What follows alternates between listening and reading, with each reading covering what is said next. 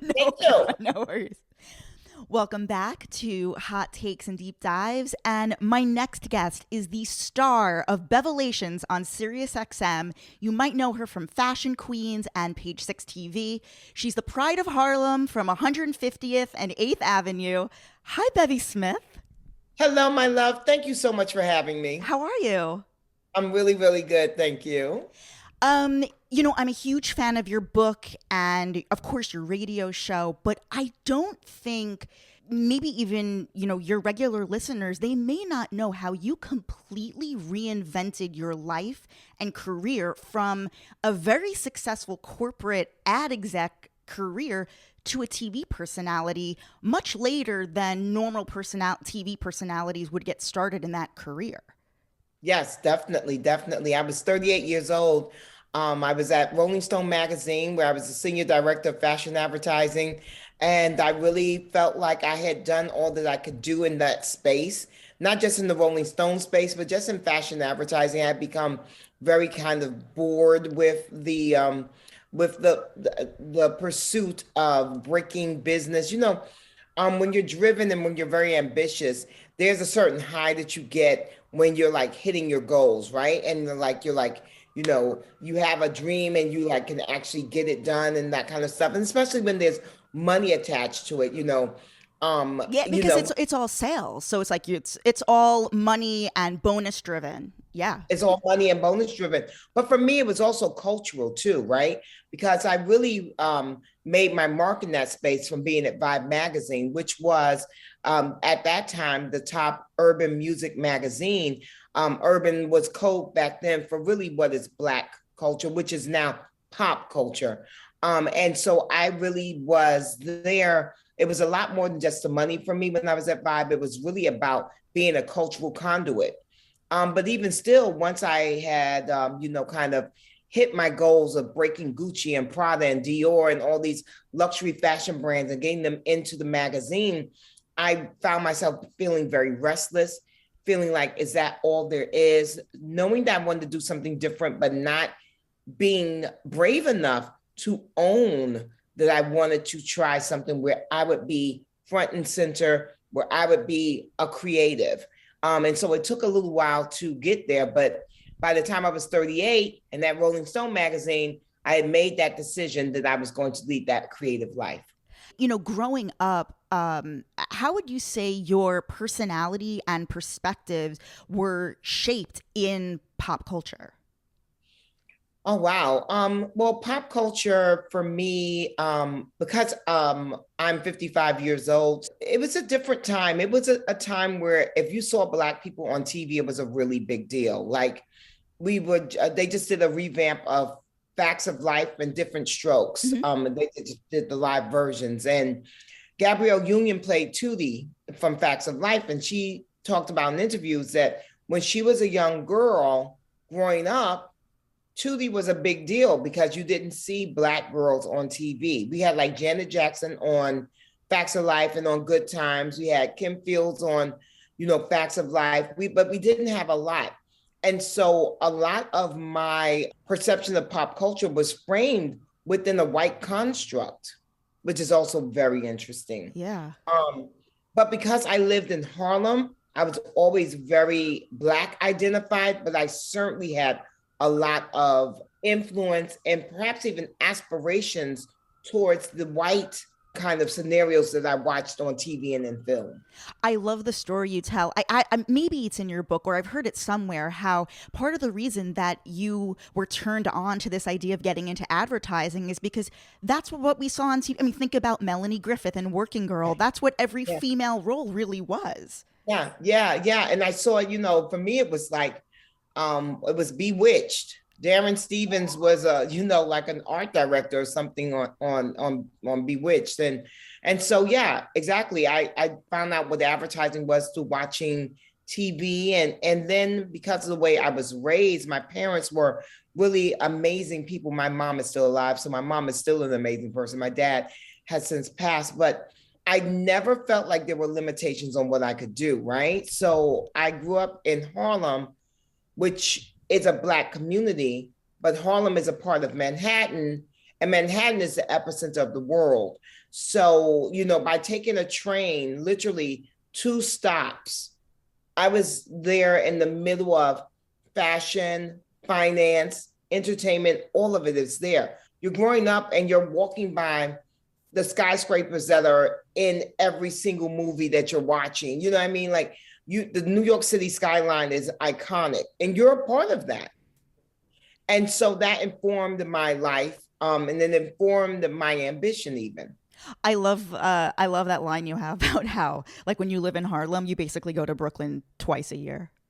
Yeah, because I mean, back then, now granted, that's not now, but back then, Brooklyn was not the hipster place that people think of it now.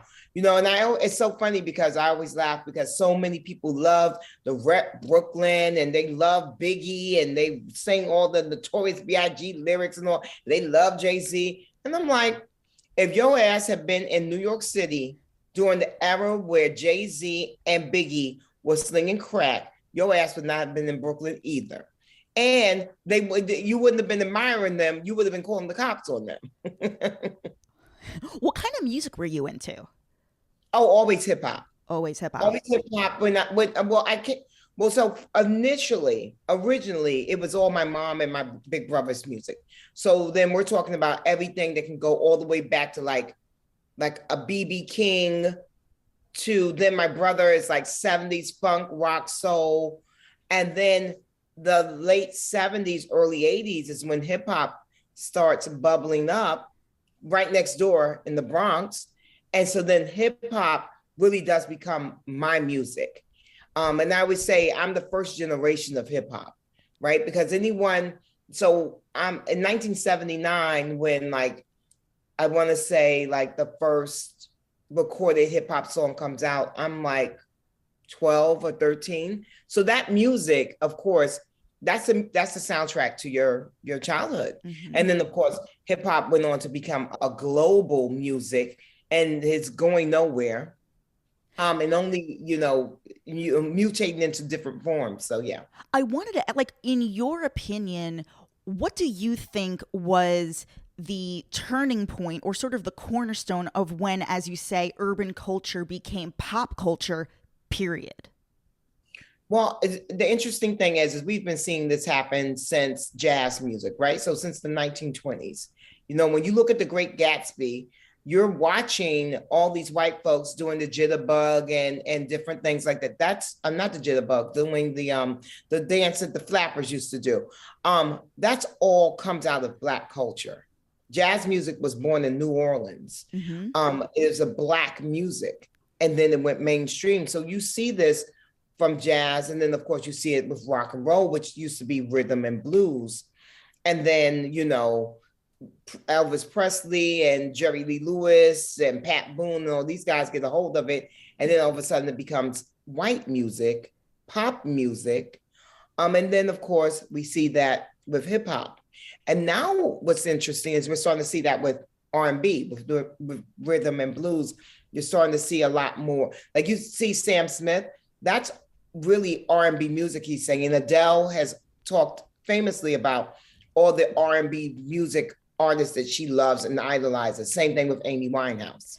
I know that you were the first person to put Rihanna, when Rihanna came out with Good Girl Gone Bad, you were one of the first people to speak to her, putting her on Paper Magazine. What was that experience like? Well, it was so interesting because I met Rihanna initially when I worked at Vibe magazine, and I was working at Vibe at that point, not in advertising, but as a fashion editor at large. And I was tasked with dressing her for something. I can't remember what it was. And so I had dressed her. And I remember no one wanted to lend her clothes. And now keep in mind that she had already had a big hit with Pon the Replay. So it wasn't like she was like just some random girl that I was trying to borrow clothes for. She was Rihanna with a top 10 hit. But back in those days, and I'm talking about the early 2000s, what's so crazy when you think about it is that back in those days, a Black artists. I mean, they wouldn't even lend Mary J. Blige clothes. They wouldn't lend Lil Kim clothes. Like these people are at the top of their superstardom. And even then, fashion European design houses would not lend them clothes, which is so crazy to think about. Because now, of course, they all want them to sit front row. They all lend them clothes. They all give them endorsement deals and all that kind of stuff. But that wasn't the case. And so I addressed Rihanna for something, and I had gotten her something from Just Cavalli, which is the second tier line of Roberto Cavalli. Fine. And then when I started writing, Paper Magazine asked if I wanted to do the story on Rihanna. Now, I didn't know Rihanna. No one knew that Good Girl Gone Bad was going to be her breakout album. You just thought she was going to keep going in the same, at that time, there was Tiara Marie, there was Christina Milian, there was Beyonce. Everyone was kind of blonde and kind of the same feeling, the long blonde weave. And Rihanna was definitely that. And then on Good Girl Gone Bad, she flipped it. She got the short, dark bob. Yeah. She did this like music that was like really very personal. It felt like a lot of women's empowerment, Shut Up and Drive, Umbrella. It was just like bold music. And it was so great. And one of the best things about hanging out with Rihanna to actually interview her for that cover story was that she took me to her tattoo parlor. She used to go to a tattoo parlor on 6th Avenue and 4th Street. And there used to be a row of tattoo parlors.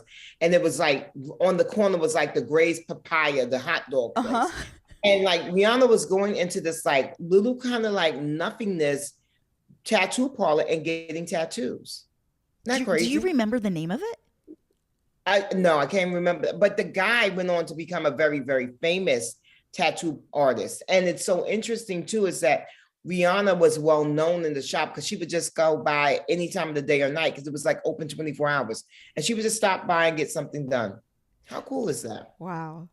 I mean, I know you said, when you were working for Rolling Stone, that they would rather put a dead Beatle on the cover than Beyonce because they used to tell you that Black people don't sell magazines. Yeah. Yeah, no, that was definitely the case. And I mean, we see that in all forms of entertainment. Will Smith has openly talked about the fact that, for many years, they would tell him that Black people, films with Black people starring in them can't open in Europe. You know what I mean? Wow. That's systemic racism across the board in entertainment. Yeah. Mm-hmm. Rolling Stone was not unique in that. So as you were transitioning yourself, you left these very successful corporate jobs. You were making a lot of money. You were living this, your clothes were all designer. You were being picked up in town cars. I know you have this chapter in the book called Broke But Blissful, where you describe how, I think maybe it was like somebody on the street, or maybe it was a doorman somewhere at a building. The guy at the barbershop. Yes. Something that he was like, Bevy, are you okay? Because he saw that you were going to take the bus, and he was used to seeing you get in and out of cars. Yeah. So that's basically just illustrating the sacrifice that you would take as you were figuring out how to make it as a television personality. What worked for you as you were positioning yourself as a media personality? I'm thinking like social media, what did you use to your advantage to get your name and face out there? Well, at the very beginning, I loved Twitter and I was an early adapter. And I realized early on that Twitter was like PR, like if you used it correctly, right? Because I realized that you could like really garner support, AKA followers. And so I began going on Twitter every single day, and live tweeting The View. And that's when I was able to like amass like 10,000 followers, which was a really big deal. And, a lot of my friends would be like, oh my gosh, why are you doing that? That's such a waste of time. And I'd be like, well, I could either pay a publicist, which I didn't have the money to do, or I could stay on the computer for 3 hours every morning. And that's a part of my work. And so that's what I did. And it really did help me boost my kind of public persona. And also when I actually was able to co-host The View, it was a full circle moment. It was really quite lovely. I love that. When you were very active on Twitter, Is it true that you used to like actually like meet up with people in Yeah. person? Now, were these like fellow celeb or fellow like media types, or like, hey Bevy, like what do you think of whatever? Yeah, no, these were like just people that I met on social media, because you have to remember the early days, it was like, I guess like anything, early adapters of things, people tend to be like kind of cool or kind of like really smart or, kind of really driven. But like you were able to meet people back then because the people that were on there were like really cool. Now, of course, you could not meet people in real life. Scary. Do you think it's scary? To meet people from social media, yeah. Yeah. You know what's funny? Yeah. I have a friend who literally she worked in tech. She was a writer, or she is still actually a writer, a tech writer for the Wall Street Journal, and she met her wife because her wife was a Twitter follow of hers. Wow. They've been married, they've been together over 10 years, they have two kids.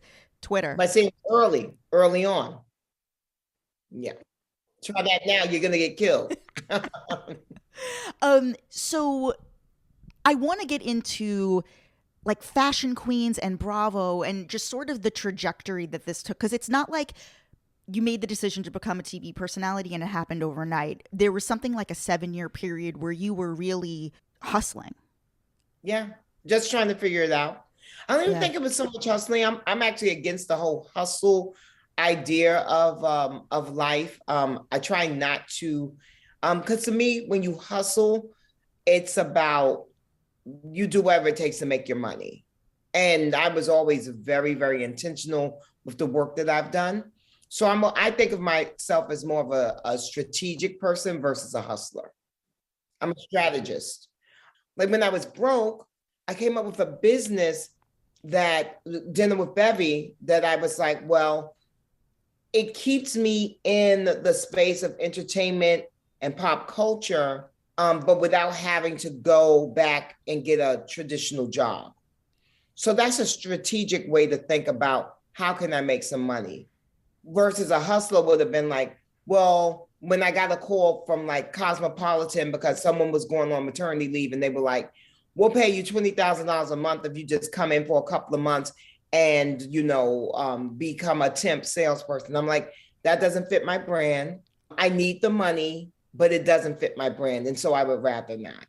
Fantastic. That's Yeah. great. Because Yeah. so many entrepreneurs, like I'm thinking of like Gary Vaynerchuk, they all subscribe or they preach this kind of like this hustle mentality. And I love that as such a counterpoint to that Yeah. groupthink mentality. I also think too that hustle means that you don't take time for you. To me, hustle just sounds like you're always just going. You're always going, you're never resting, you're always just like, and that's never been my goal in life, to just go continually on a hamster wheel. There's this amazing Instagram account called the Nap Ministry. And I'm a big believer in that. And the nap ministry is a lot more than just napping. It's about taking time for yourself. I'm a very big believer in that. Like, for instance, today I'm like super crazed, but that means that tomorrow, which is my full day off, Fridays, I normally don't do anything because I deserve a 4-day weekend.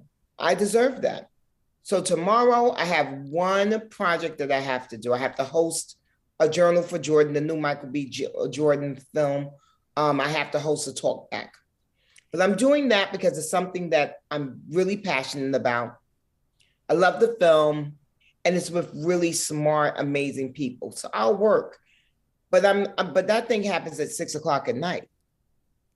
That entire rest of the day on Friday, I'm gonna hang out with my mom. I'm gonna go to the gym. I'm gonna take a walk to the gym. You know what I mean? I'm gonna chill. And I think that when you hustle, you feel like you don't have time to do any of that. There's that old adage, sleep is the cousin of death. I'm like, that's a horrible thing. No, you need to sleep. You need to rest. I don't want to be on this continuous hamster wheel trying to go get it and trying to figure it out. No. And also you do your best work when you take it down a notch. If you're just hustling to make money or whatever, you're going to miss real opportunities that can really fulfill you and make you some money. Andy Cohen has always been this amazing champion of yours. How did Andy does not understand, but I saw Andy at the Gucci premiere. Yeah, House of Gucci, yeah. Of Gucci. And we were talking about a project that my name is bubbling around for. And he's like, Bevy, I think you could really get it. I said, I don't want that job. And you know what he said to me? He said, you will turn down a job, won't you? You will turn down some money. And I said, I really will, Andy. I said, I'm glad you know that about me. But that's hilarious that he would even question that, because isn't it true the first time you met him was because you were literally turning down a show on Bravo? Yeah. Can you talk about that? Yeah, I had been cast for the Tim Gunn style Guide to Style show. And this is back when Andy was just an executive, not on TV at all. And a mutual friend of ours told Andy about me. Now, I had never done any TV, but he told Andy because Andy was looking for someone who was a fashion person, but had a personality. And so my friend Hunter Hill said, oh, you've got to meet my friend Bevy Smith. She just quit a job at Rolling Stone. She's looking to do TV. So Andy had his casting team call me. I went in and auditioned, and it was a taped audition. They sent it to Andy and to his boss, and then they cast me. They loved me. And then when I got the contract, it was horrible. And because I was a businesswoman, I was like, this is a really bad deal. I don't want to take this. And I told my lawyer, you got to go back. Let's negotiate. And he said, oh, they're not willing to budge. And he said, we don't have any choice. We have to take it. And I said, well, we always have a choice. I said, we could say no. He's like, good for you. So I said no. And then Andy called me, and I went in and met with him and his boss. And Andy said to me, you're even better in real life. We're going to work together. I'm going to find something for us to do together. And for 7 years, Andy cast me in different things. He put me on different shows. And then he handed me Fashion Queens. And then he would later, hand me Bevelations, my radio show. And also publish your book. And also publish my book. This guy, there are so many people who have this perception of Andy, but I think about your relationship with him. This is a man who is so loyal to his word and goes to bat, and the follow through he has. I just feel like your story with him, people need to really understand that, this is the example of a guy that he is. Yes, and it's also an example of the kind of woman that I am. I always tell people, I don't bother Andy Cohen.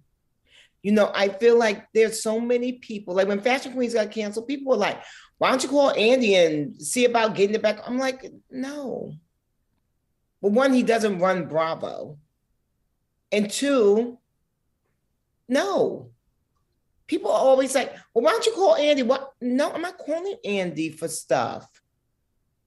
And I think that that's one of the reasons why he absolutely adores me too, because he knows I'm not picking up the phone to harass him about anything.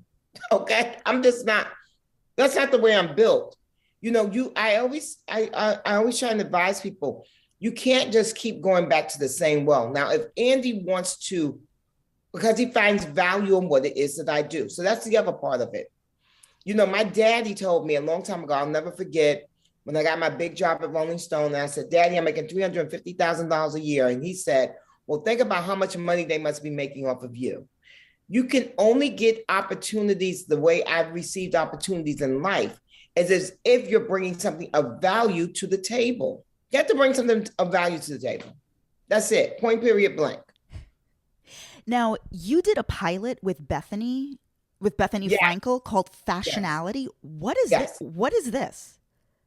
So it was a pilot that Andy conceived, and it was called Fashionality, and it was like me and Nene and, what's my baby's name? Simon Doonan and Valerie Still from FIT. It was all these people, and it was supposed to be like a fashion commentary show. But it didn't get picked up. But we did the pilot for Bravo. Wow. And I know that you've been on you were on her talk show, her old talk show a few times. What has it been like getting to know the little bit that you know of BETHENNY? Oh, well, I don't really know BETHENNY at all. You know what I mean? Just the same way I don't know Wendy Williams, you know what I mean? So I go and do my work and that's it, you know? So I'm not that person, you know. I think when you come into a business as a grown-up, you're not looking to make friends when you come to a job. You're looking to do the really good work that you're being paid to do, and you get the hell out of the, you know, out the way. You know, you don't, you know, get in the fray. So, you know, I'm friends with Andy Cohen. That's a real friendship. You know, and I have made some friendships in this business, but no, I don't have a relationship with BETHENNY. Can you talk about your philosophy around networking? How Oh, the sort of like the steps, like you sort of laid it out. The sort of well, how you're again, anti-networking. yeah, I'm anti-networking, right? So I don't believe in networking. I believe that you should meet people and you should take them at face value. So that means that sometimes I'm talking to someone and they just happen to be the CEO of Federated, which owns Bloomingdale's and Macy's, and then they give me a deal. But I didn't know that.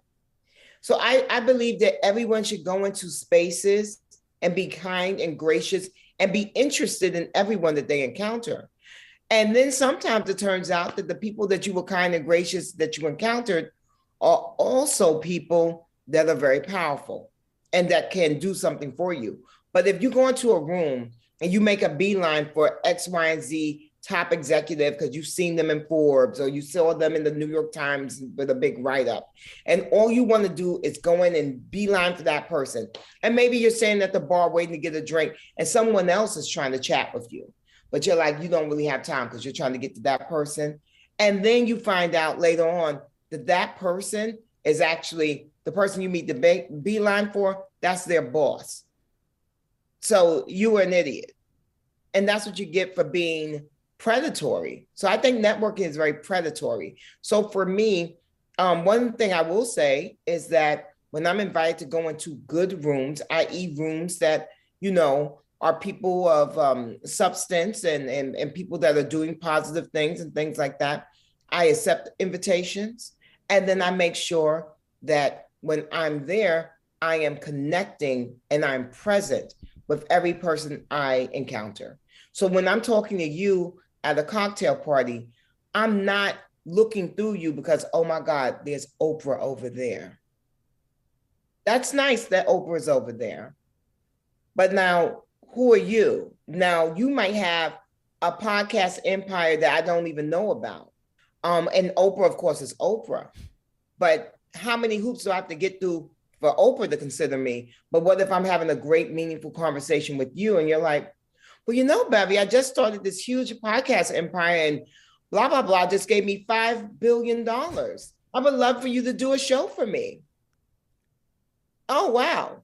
Good thing I wasn't looking over your shoulder at damn Oprah. You see? How did you know that I had? How did you know I had $5 million to give you for a podcast? See?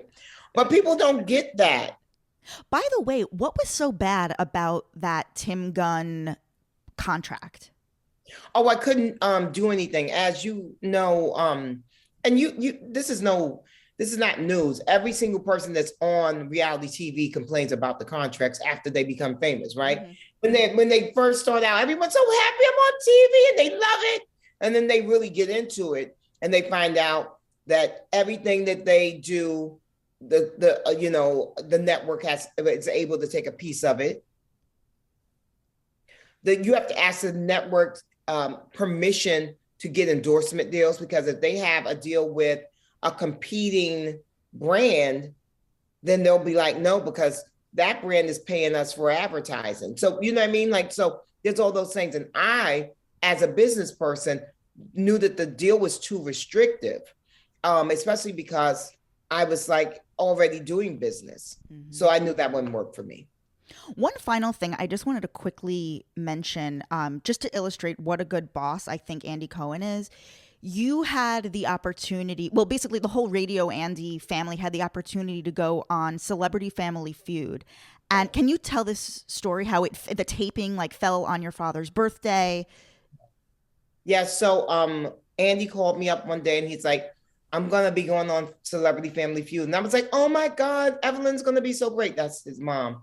He's like, well, actually, I wanted to be the Radio Andy family. I was like, oh my God, this is incredible. I love Family Feud. I've watched it since I was a kid. I'm so excited. He's like, yeah, okay. So we're taping on February 8th. I said, well, that's a Saturday and it's my daddy's birthday. And he's like, oh, I said, yeah, babe, I can't do it. It's my dad's 95th birthday. I can't do that. And he was like, well, no, but I really want you to do it. Like, I know you'd be so great on the show. I really want you there. And I was like, well, I can't do it. He's like, well, let me call over there and see what we can do. And so Andy arranged for me to tape on that Friday. And so I then took the red eye Friday night, flew, and then landed, and then went directly to my daddy's. He was in a rehabilitation center at the time, and went there and decorated and had a great birthday party for him. But yeah, I mean, it definitely speaks to Andy's respect for my intelligence and for my entertainment value. But I think also too, it goes back to why I eschewed that whole idea of being a hustler. So if I'm a hustler, I'm on national TV, and that's all that counts. And I'm not thinking about my father.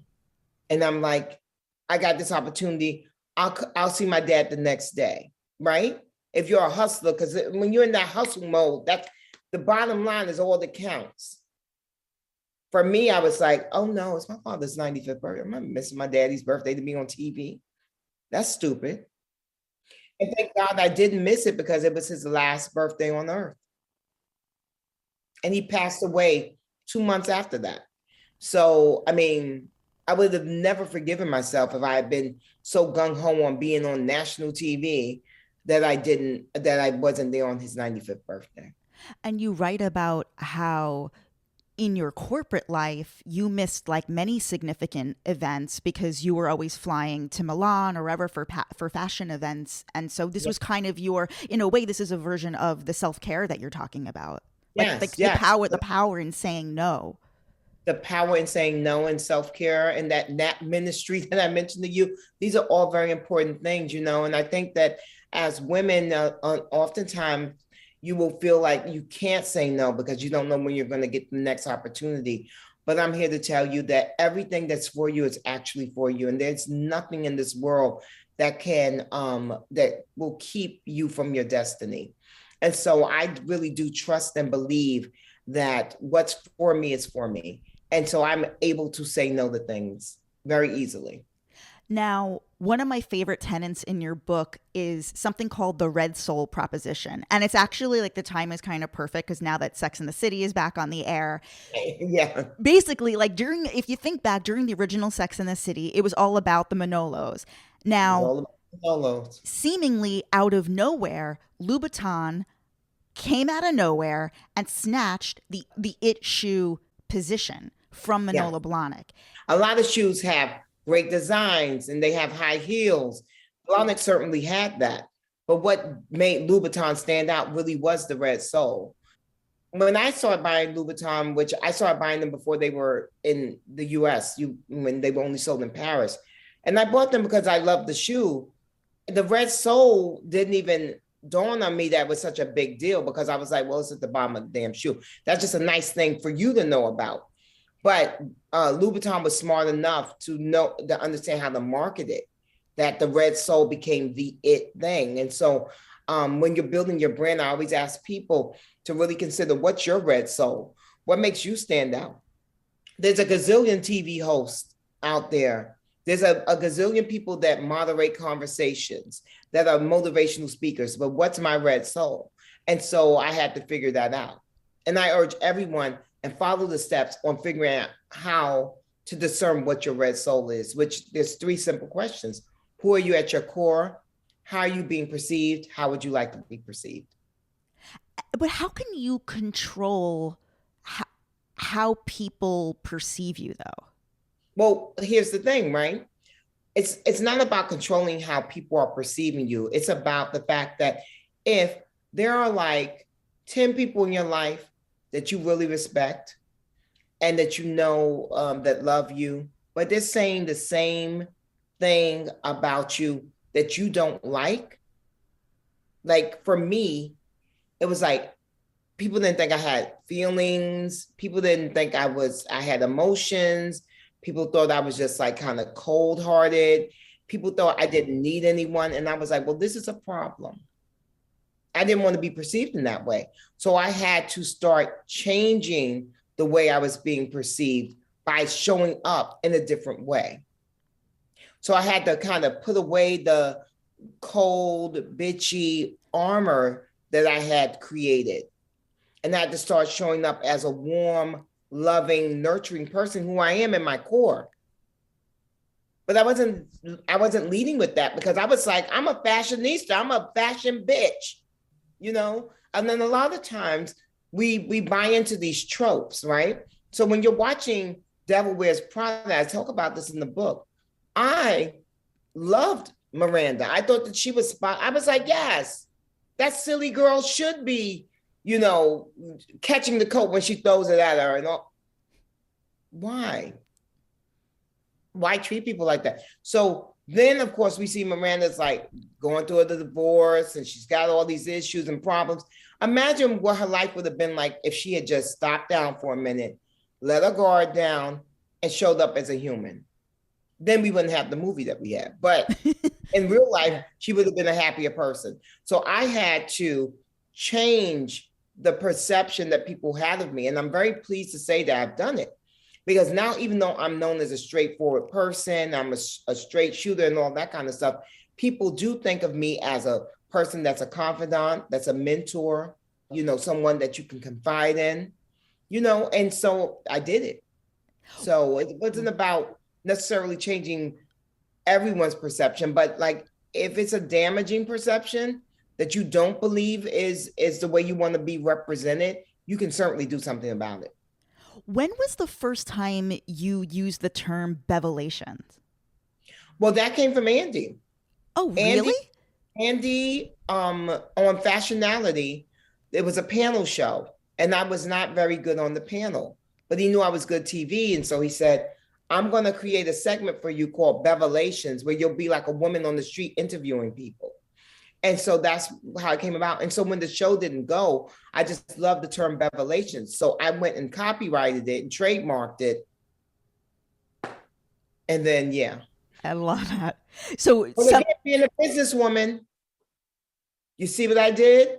He gave me the name, and then my ass went and copyrighted, trademarked it. So now the name is mine. What does access mean to you? Access is it's a lot of different things. It can be as simple as, you know, being able to get a table at a great restaurant. Always, you know, ever since I was a young advertising executive, you know, in New York, that's a real currency. Mm-hmm. But being able to get a table. A lot of celebrities say that's the best perk of being famous. It's a great perk. But I was able to do that before I ever went on TV because I was, you know, I was an astute businesswoman and I've always known how to kind of make those things happen. Yeah, but that's access. Access is waiting, well, not having to go after things and waiting for them to come to you. Like, so at this point in my life, and this new season in my life which has now been, I haven't had a job, a regular traditional job in 17 years. I've established myself in all these spaces. So now my phone rings. And so I don't have to pursue work. Work comes to me. That's great. That's access.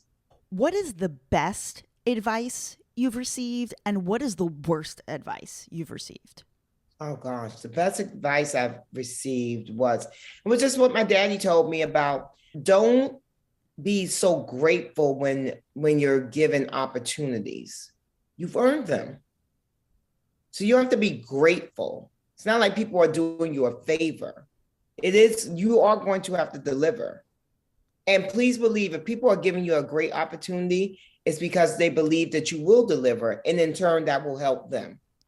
So it's a very much a reciprocal agreement. You know what I mean?